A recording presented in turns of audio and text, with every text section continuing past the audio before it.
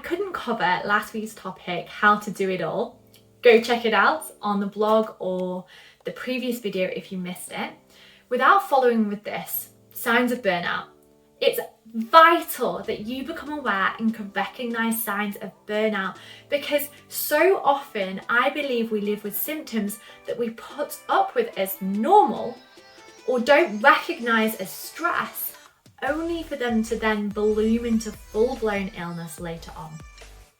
So if you resonate with even one of these signs that I'm going to talk about today, then please, I urge you, do something about it. Never mind if you resonate with all four. Okay, so number one, the first sign of burnout we're going to chat about today is the lack of motivation. That feeling of meh. With this sign of chronic stress and burnout, it's almost like you lose the capacity for emotions a little bit. You feel numb, a bit dead inside, and it's really hard to enjoy anything. Like everything feels like a task to try and get through, or it becomes massively difficult to motivate yourself to do anything. I'd rather just stay in bed kind of feeling.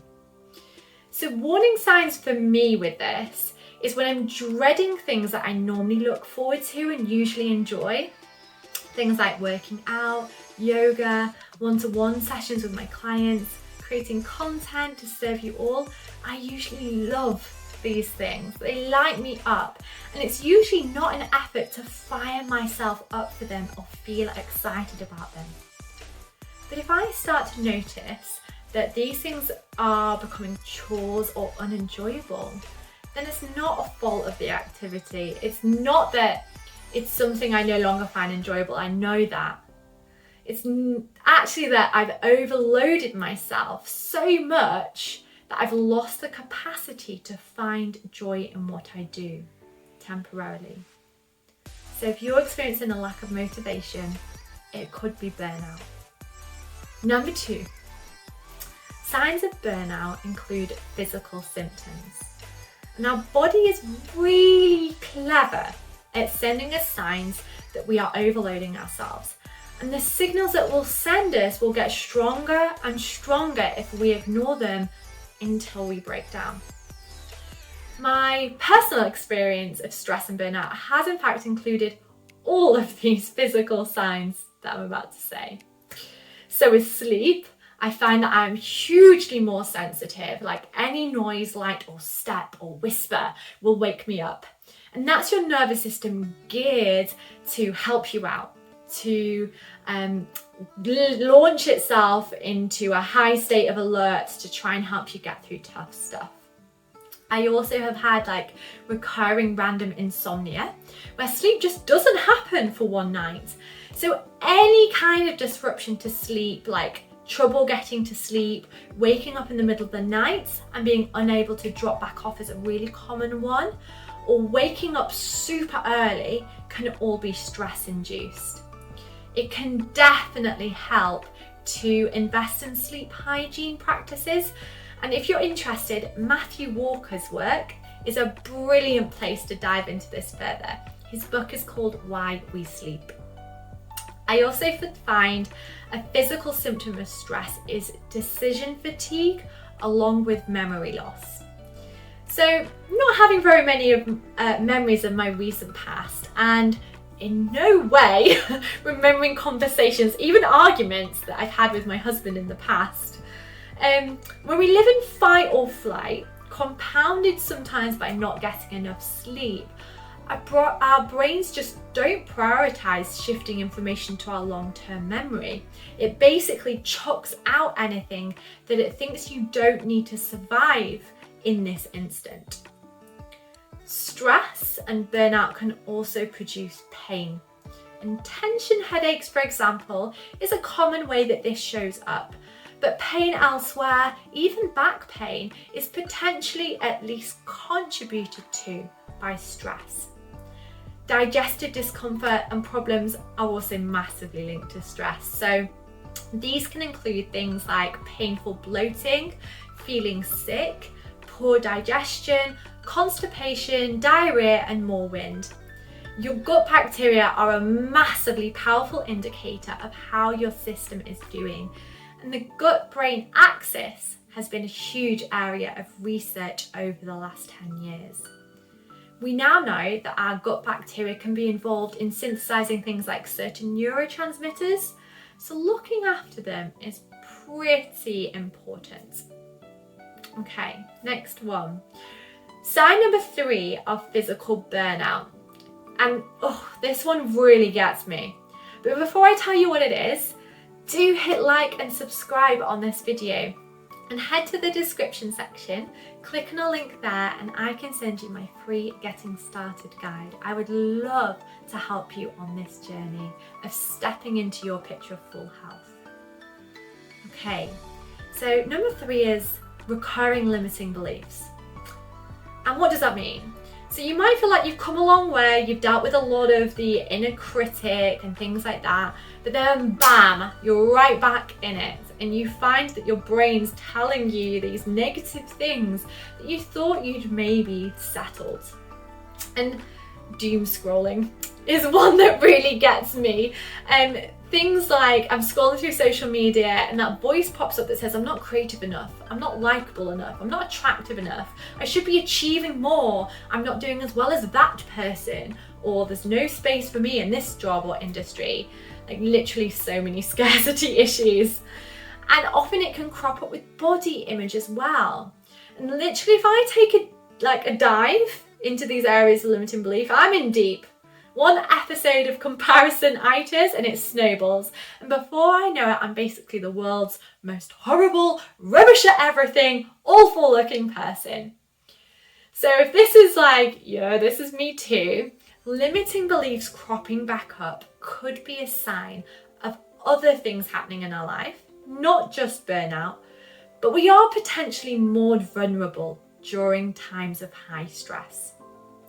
When our priority is just keeping going and surviving, then old fears and patterns resurface to try and keep us safe. They were old coping mechanisms.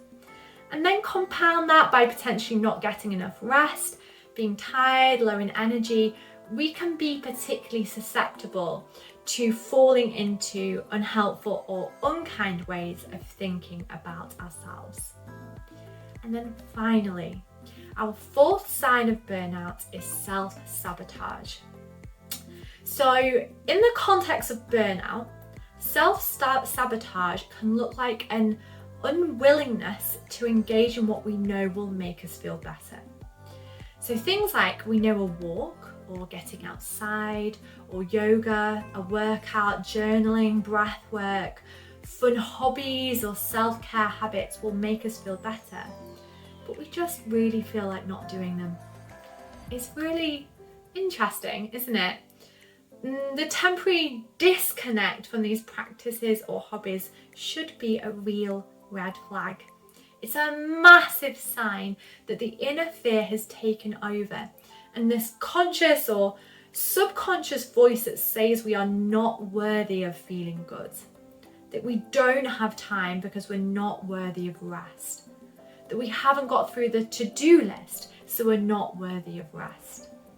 So notice when you tell yourself that you don't have enough time.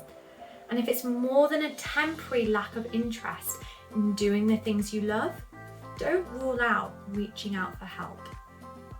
Okay, so in summary, your 4 signs of burnout are lack of motivation, physical symptoms, limiting beliefs resurfacing, and self-sabotage. Do you feel one or more of those things? So what can help? This is where we're actually going to turn, this into real life practical advice that you can act on. If you've noticed one or more of these signs of burnout, first of all, I want you to receive a great big dollop of love from me. It's really, really hard to be in that place. And the biggest thing that we need to do when we notice one or all of these things is stop. And yes, that's probably the thing that sounds like the most impossible thing to do.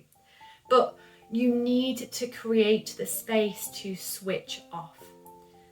I'm going to repeat some of the advice that I actually said from last week in How to Do It All.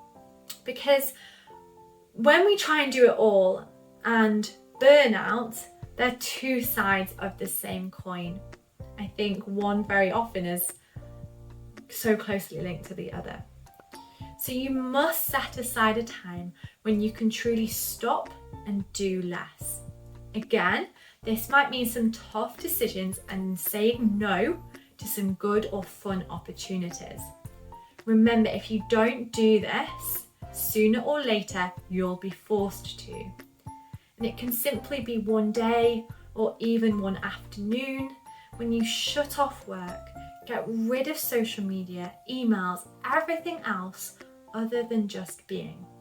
Heck, if you're thinking like, yeah, maybe you just need to start with 10 minutes for those things. The other really important thing is to plan also for how to slow down and stop.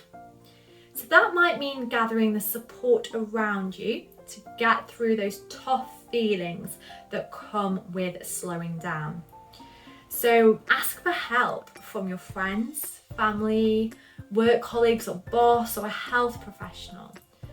It might mean that you make a list of restful activities or hobbies that bring you joy, deep relaxation and connection, so that you're not fidgeting around in frustration with nothing to do.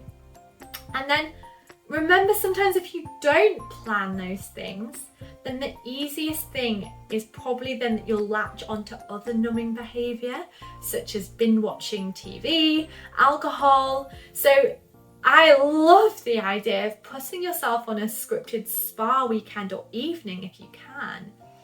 So at some point when more rested, plan and reflect on how you ended up in burnout. Because if you don't do that, being stuck in burnout cycles is pretty miserable. That reflection will help you figure out how to break that cycle. And please know, you are more than enough. Feeling burned out can also involve feeling grief and shame and pain. And please know it is okay if you are overwhelmed or burnt out or stressed out or anxious. You're not lazy. It's not that you're too weak to handle it. That's a heavy burden to carry. Your big dreams, they need you to rest. Your family needs you to rest. Your career plans, they need you to rest. You're not supposed to feel anxiety, exhaustion and overwhelm all the time. Let me remind you, your natural state is free, happy, peaceful, relaxed and joyful. Sometimes slowing down and reconnecting to those things is the bravest, kindest thing to do. You are worthy of rest. You get stronger when you rest. Sending you all my love. Head to the comments section. I'd love to hear what you found the most useful and share your experiences with me. What's helped you either in burnout or to help you not get burnt out. I'll see you soon in the next video.